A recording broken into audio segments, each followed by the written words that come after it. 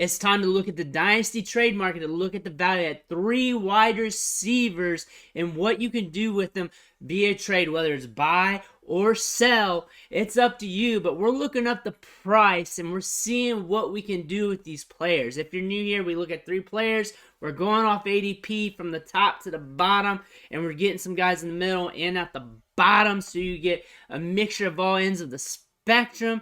And then we're looking at their value and seeing what we can do with them, seeing if they're worth selling, buying, or whatever we need to do with these players. We also do this with running back as well. If you want to know about the running backs this week, check that in the archives. But the first wide receiver we're going to be looking at today is T. Higgins of the Cincinnati Bengals. He'll be our top wide receiver today that we're looking at, as he's valued as wide receiver 9 per ADP, 15th player off the board. He's currently just 24 years old. He's set to be a free agent in 2024. Last year, he had 4 wide receiver 1 weeks, 4 wide receiver 2 weeks, while averaging 13.8 PPR points per game. He also had an 18% target share, had 71 air yards per game, a 28% share of the team's passing air yards while catching 73 balls for 1,022 yards and 7 touchdowns.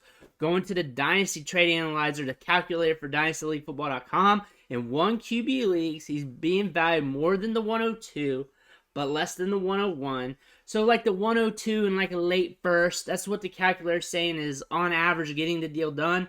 And then in 2 QB around the 105 range. So that's the values it's got. But looking at the Trade Finder, which is real trades from real leagues and NFL, Quentin Johnston in a 2024 first, straight up for him. DK Metcalf and Zamir White, straight up for him. The 108, straight up for him. Quentin Johnston, a 2024 second. Isaiah Pacheco and Devin Duvernay, straight up for him. Cooper Kupp, straight up for him. Devontae Adams, straight up for him. So he is an expensive wide receiver, but what we're looking at the Trade Finder, there are some instances where he's cheap. I just don't see him being traded too often to where you can catch deals. I think when you see him on trades like this, off an app, these are just deals that just happen, but I don't think he's super liquid. I don't think you're going to be able to get much deals done with him unless it's a big trade with a lot of players involved on both ends. Really hard to do that on a video because then you're wasting half the video analyzing both sides of the trade, the teams, the format, and all that stuff. But one for one, it gives you a gauge, an idea of formats. I feel like looking at the Trade Finder, those are trades that happen, but he's not super liquid. He's going to be a guy that's really hard to trade for, like anybody on the top end of the spectrum. And when you're dealing him, you're going to expect a lot in return. So you're going to have to find a dance partner with him. I like him as a wide receiver. I like him as a dynasty asset. But we want as many young wide receivers as possible. We want to try and collect them. That's our goal in Dynasty. To have 3, 4, 5 of these top-tier wide receivers. It's hard to do, especially this day and era. About 5 to 8 years ago, that is something that was easier to do, more obtainable. But now you got to work really hard on the trade markets to do that.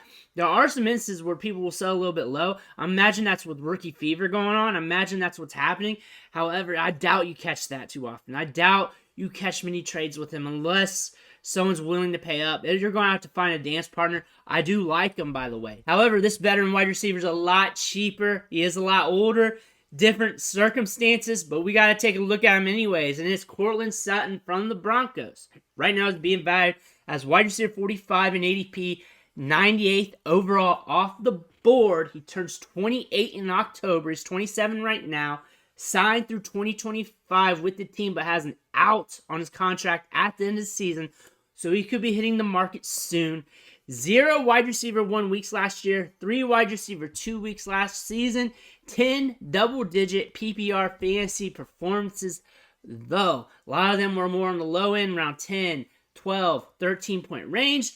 Had a 23% target share, 88 air yards per game, a 28% share of the air yards, had 61 catches for 796 yards and 1 touchdowns. He's older wide receiver, he's got some mileage on him with an injury history. Health and Russ Wilson being able to cook is what we're looking at here with the variables, also with Sean Payton. With the numbers here, with the volume, these could go up. I could see that potentially happening with the price you're paying here.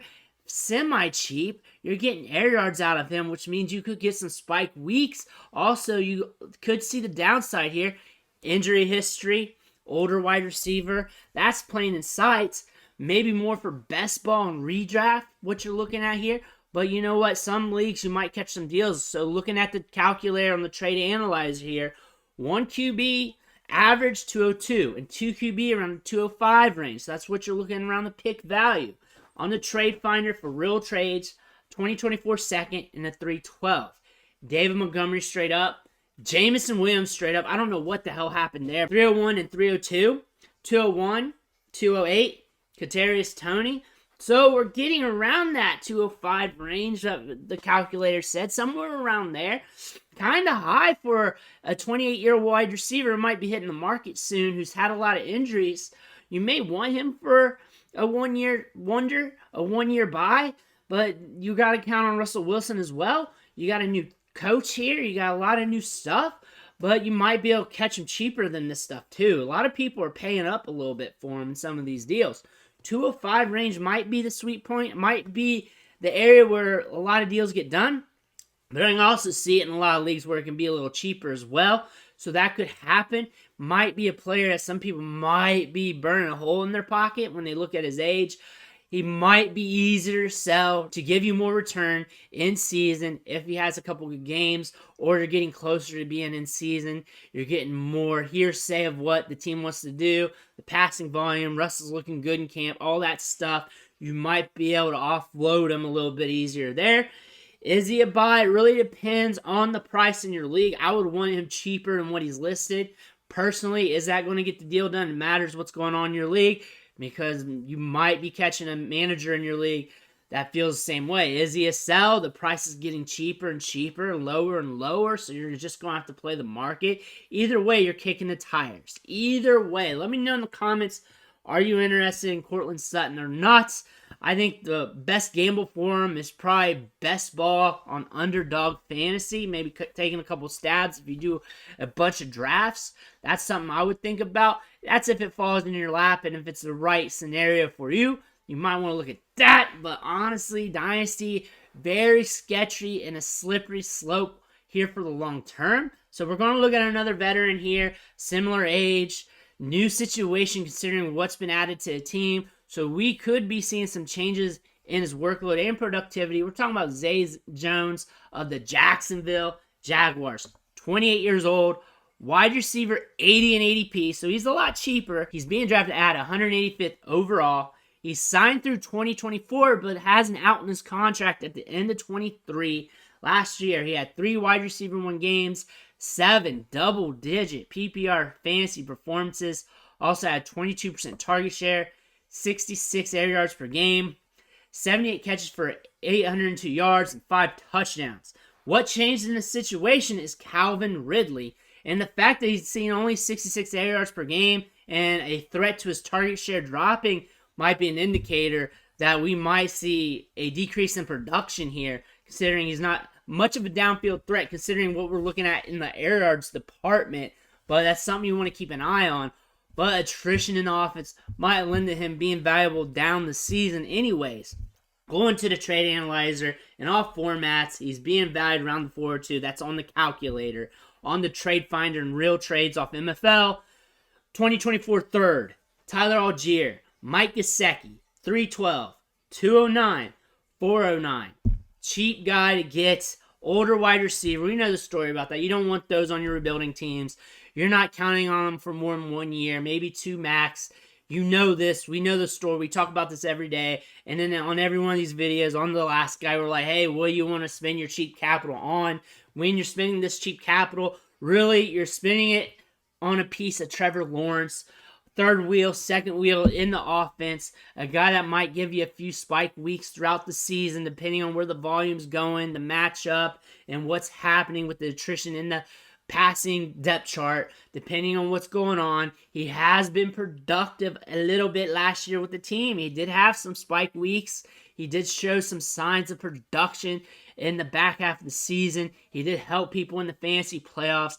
That being said, there might be some recency bias on the market, might make him a little bit more expensive compared to what we're seeing might make him overvalued due to recency bias. You'll catch that in some deals. And when I talk about these scenarios, I'm just casting a wide net of like overall dynasty leagues, and I'm just trying to play things out in my head, so I might be talking different things left and right. I can also see him going super cheap. I can definitely see that because he's older, ADP saying that, trade market's saying that, but I can also see how recency bias, the Jaguars offense, Trevor Lawrence could make him a little bit more expensive than what the trade finder's saying as well, but you're going to catch that in some leagues. That's why we cover players every week on the trade market, because that's going to happen with some of these players, and you're going to see players come at you that's more expensive than what they're worth. So you're just going to have to keep looking at players if you want to get them. If you want to sell them, I would look in season probably when he's starting to get some targets. If that happens again, there was a part last year where you probably could have got something for him because he was getting a good threshold of targets on a weekly basis. He was a redraft guy. A lot of people was pulling off the waiver wire. He's a waiver wire dandy in redraft last year for a short bit. So there's something here with him. But with Calvin Ridley now in the fold, things could be looking very different. But those are 3 wide receivers we're looking at this week off the Dynasty trade market. Let me know what they're going for in your league if you made any trades with that. I want to hear about them. Drop that in the comments below. Don't forget to hit that subscribe button on the way out. I want to thank you for watching. Catch you on the next video.